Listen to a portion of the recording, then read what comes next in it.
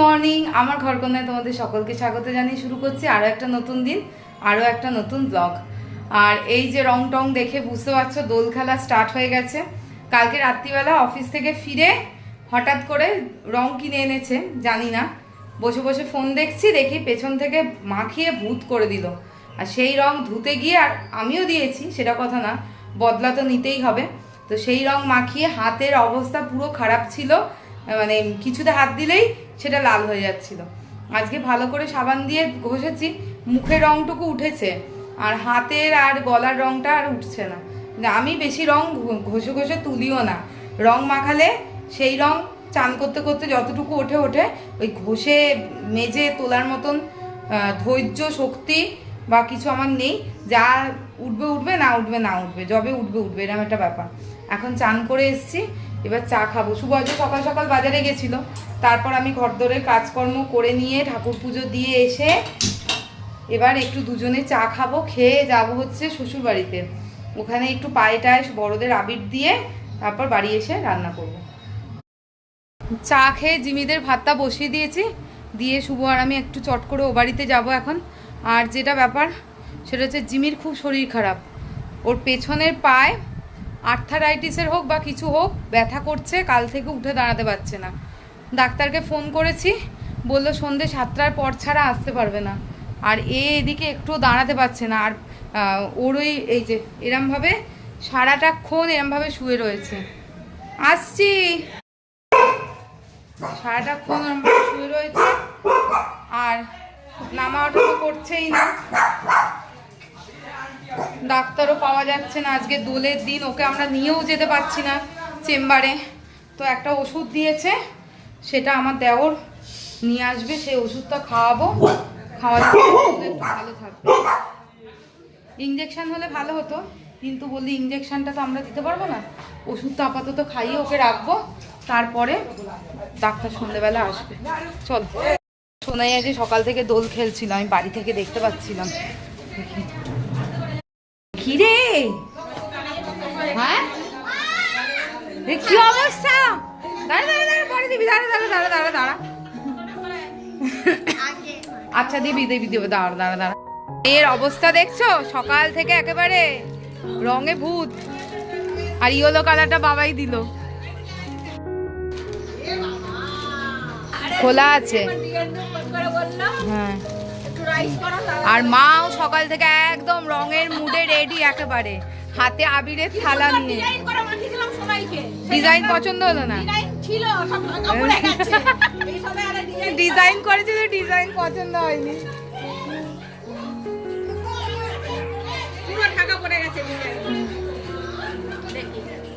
আমি দিই আগে পাই,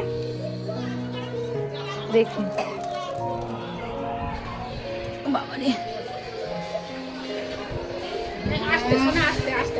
বাবারে।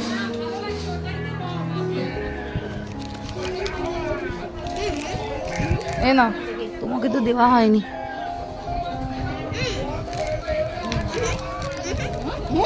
কি গালে তোর, তোর গালে কি? দাঁড়া দাঁড়া, দেখছো অবস্থা, দেখছো?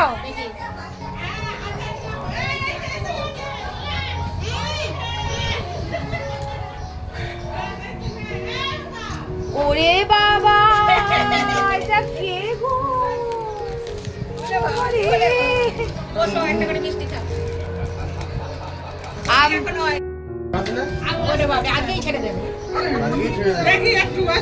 চলো বাইরে,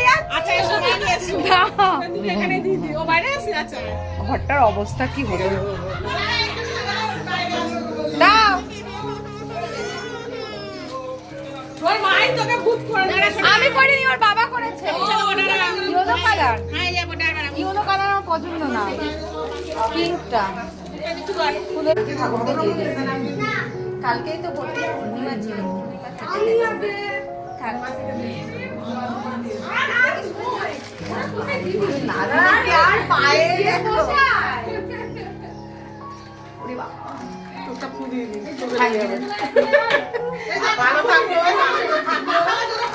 ভালো ভালো ভিডিও ছাড়ো,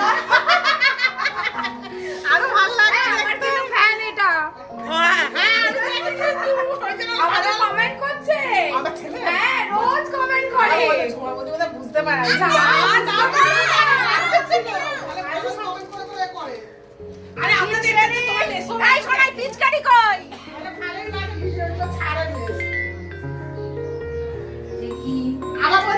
আমি এখন চান করলাম। আর 10 মিনিট ওয়েট করলাম। এই দেখো কালকে রাত্রিবেলা অফিস থেকে ফিরে ফোন ঘাটছি, হঠাৎ সারা শরীরে একদম লাল রং দিলে সেই গোল্ডেন রংটা যেটা হচ্ছে সোনা ভিডিও করছে দেখাই দে। হ্যাঁ এরা আমার ভিডিও করছে দেখো।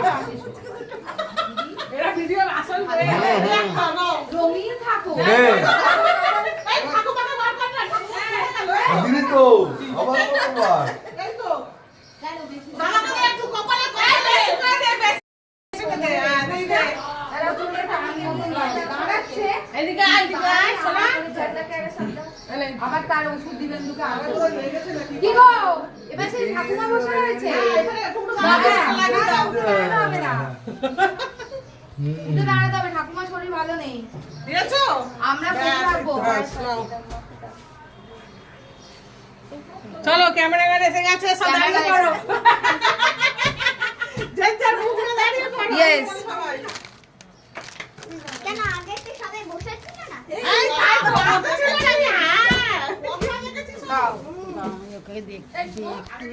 এ নাও এ নাও এই আজকে বাকি আছে যা এখানে পয়সা। আচ্ছা বাকি আছে দিয়ে দে। নিচু হও, একটু বসে পড়ো বসে পড়ো, ঠাকুমার হাতে ব্যথা তো। এসে গো চল চল করে ও আবি এসে গো। পিচকারি কোথায় গেল? টানা পিচ। মায়ের ঘর বাড়ি সব একদম রঙিন হয়ে গেছে।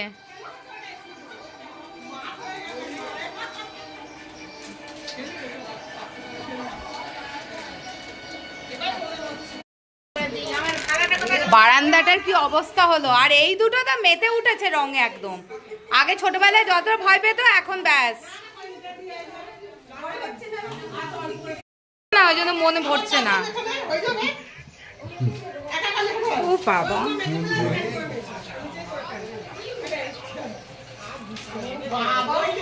একটু মাখিয়ে দিক। এ রাম, না চোখ বন্ধ করে নিয়েছে। শোনে এই রংটা নে সকালবেলায় ডাক্তার বাগানে নে, বাবাকে দিয়ে দে। কি হয়েছে বলছে মেরে দিয়েছে। আরে কে কুকুরটা মেরে রেখে গেছে কেটে ও রক্ত মাখালো জানো না, হা করো, দাঁড়াও। কেন মেস্তি চোখে একটু একটু দেখি আমি যেতে পারবো না। না পারবি পারবি।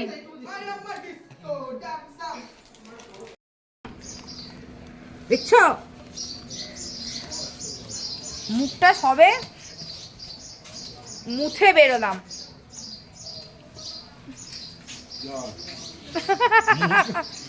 সবে মুখটা মুছে বেরোলাম, আর তোমার ভাইপো কালকে থেকে হচ্ছে। চাবিটা কোথায়? হলুদ রংটা ভালো লাগছে আমাকে, ও ভালো লাগছে হলুদ রংটা। নিজে কিরকম ভাবে মেখেছে আর আমাকে কিরম ভাবে মাখালো, কি আর করব, রঙে রঙে রঙিন থাকাই ভালো। চলো এবার আমরা বাড়ি যাব, গিয়ে রান্না করব। জিমিদের ভাতটা বসিয়ে এসেছি, এবার আমাদের রান্নার পালা। হ্যাঁ দেখছিলাম তো এখানে খেলছিল, আমার কালকে করেছে এখানে। আমার এই দেখো গলায় টলায় সব রং, ওই রংটা ধুয়ে পড়েছে সব রং। তোমাকে মাসি তাই করো, হ্যাপি হয়ে হ্যাপি হয়ে।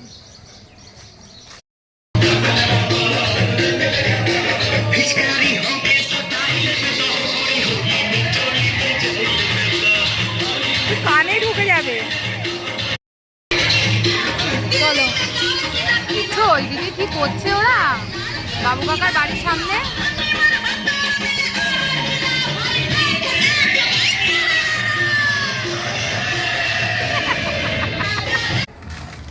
আমার সোনা হ্যাপি হলি বাবা, হ্যাপি হলি, হ্যাপি হলি। এই নাও হ্যাপি হলি। দেখছো ওর কত কষ্ট হচ্ছে, দেখো হ্যাপি হলি। এই যে উঠলেই এরকম কাঁদছে। বসে পড়ো বসে পড়ো বাবা, বসে পড়ো বসে পড়ো, তোমার উঠতে হবে না, তোমার উঠতে হবে না। হ্যাঁ তুমি আনন্দ পেয়েছো, চলো। এর মধ্যে আবার আমাদের পাড়ার বন্ধু বান্ধবরা এবং তাদের বউ সবাই মিলে এসছে। এ রাম, এদের অবস্থা দেখো বর বয়ে। আমি অল্প। বাবা দেখো চরণের আমার আবিরগুলো কোথায়? হ্যাপি হোলি। আমার ফুলে আমাকে পুরো ভিজিয়ে দিয়েছে আল্লাহ। কোথায় গেল আমাদের আবিরগুলো? হ্যাপি হোলি। উফ কালারটা যা লাগছে না। আর আপনার কি খবর? নীলটা কই? নীলটা দাও, এটা আরো একটু ভালো লাগবে। আপনার কি খবর? আপনার তো জরিমানা হবে, আপনার জরিমানা হবে। নাও চিকেন পকোড়া ভেজেছি, লাগলে আরো দেবো। মেয়ে কি বলবো রে? মেয়ে ওই বাড়িতে রং খেলেছে, রং খেলে এই যে ভূত বৌদি হয়েছে। হয়তো। হাতে পুরো হাতে তো রঙই নেই বৌদি। সেটা তো বলছে একটুও রং নেই। এ, এটা কি রং মাখালি আমায়? বাদর রং। না না না, হয়েছে। আর রং নেই যে।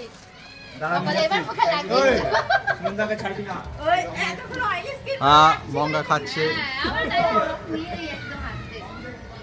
এটা করতে হবে। এবার পরে রং দিতে আসছে। দেখি আমার হয়নি। বাবারে। একটু রং করছে।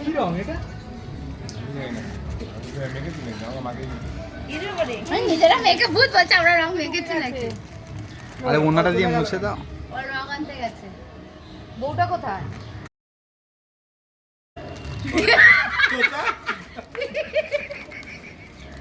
এই শালা কি ভদ্র, কি ভদ্র, কি ভক্তি ভাই। কাজ সময় আগে এটা কি মেয়েদের মতো দৌড়? জানিস তো তুই ভাইকে। আচ্ছা দেবো ভাইকে, তুই জানিস তুই কইতে বলে কিপটার মতো রং আনলি না তো? সুমনি বলে কয়ে গালে চিনতে না পারে। আর আমাদের রংটা কি দুটার আছে তো? মনে করো না। শেষ না। ব্যাস আন্না। এবার ভালো বাকিয়েছে, আবার এবার খুশিছে। ধর তো। মেয়েও কি ওই বাড়িতে? ওর রং নিয়ে এসছে। মেয়ে কদিন ধরেই ওই বাড়িতে। আমার ভম্বল, এ ভম্বল। কোথায় গেল? আমাদের রং খেলতো না, এই বছর প্রথম রং খেলেছে। আরে উঠবে উঠবে। ই রাম জড়িয়ে ধরে, ইস জড়িয়ে ধরে।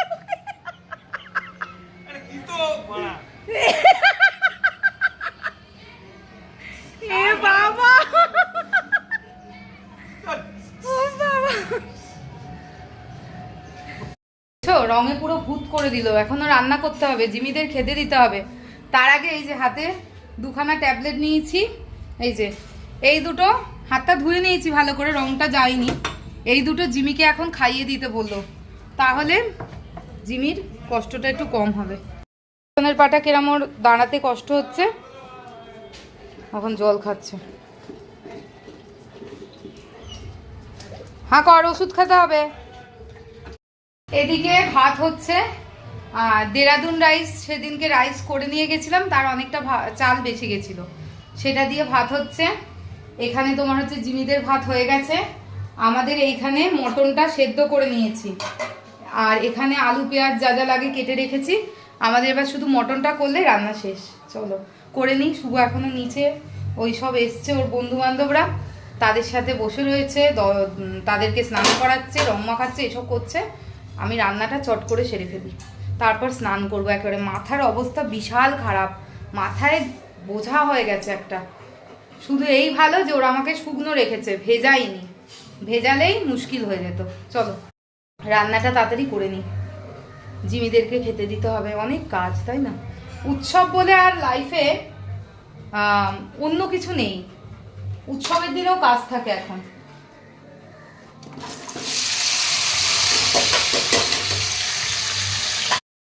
জিমিদের এখানে খাওয়া হয়ে গেছে।